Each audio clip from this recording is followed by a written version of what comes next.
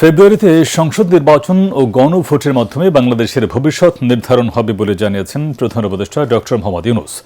রাজধানীর একটি হোটেলে দক্ষিণ এশীয় উচ্চশিক্ষা বিষয়ক সম্মেলনে তিনি বলেন, ১২ ফেব্রুয়ারি জাতির জন্য গুরুত্বপূর্ণ একটি দিন। এ সময় পড়ালেখা করে কেবল চাকরির পেছনে না ছুটে উদ্যোক্তা হতে তরুণদের প্রতি আহ্বান জানান প্রধান উপদেষ্টা। তিনি বলেন, জাতির ভাগ্য পরিবর্তনে তরুণদের স্বপ্নবাজ হতে হবে। Why can't we teach entrepreneurs rather than job seekers? Tell young people you're not job seekers, you're job creators. You're agents of change.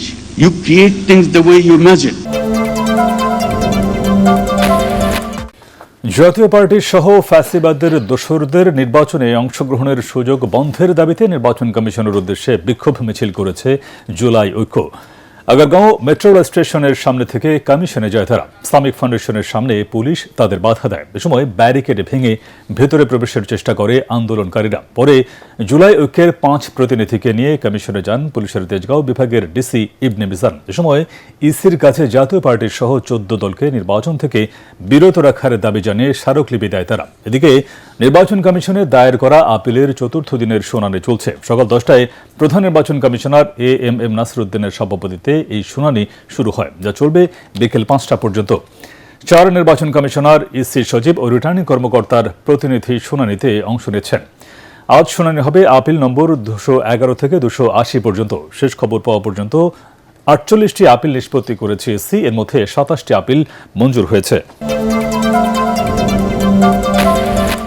Venezuela ও ইরানে অস্থিরতায় জ্বালানি তেলের বিষয়ে সতর্ক সরকার। চ্যালেঞ্জ মোকাবেলায় দীর্ঘমেয়াদী পরিকল্পনা করা হচ্ছে বলে জানিয়েছেন অর্থ উপদেষ্টা সালেউদ্দিন আহমেদ। তিনি জানান, বাংলাদেশ ইরান ও নেপালের চেয়ে ভালো অবস্থায় আছে।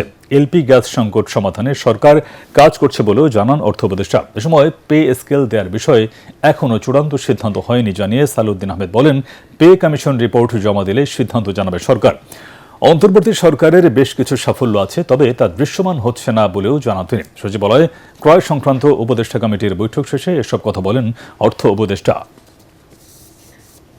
আমাদের কাছে স্পেসিফিক খালি আসছিল পারচেজ কমিটিতে যে ওদের হোম মিনিস্ট্রি, স্বরাষ্ট্র মন্ত্রণালয়ের বাজেট আছে, তো ওখান থেকে আমরা বলছি আপনারা খরচ করবেন, ওটা যতটা কিনবে ওদের সব ওদের আমাদের এসে থেকে কোনো ডিরেকশন নাই। Governor has nothing to do with the pay scale. আমরা জ্বালানির ব্যাপারে একটা দীর্ঘমেয়াদী একটা পরিকল্পনা করা হয়েছে।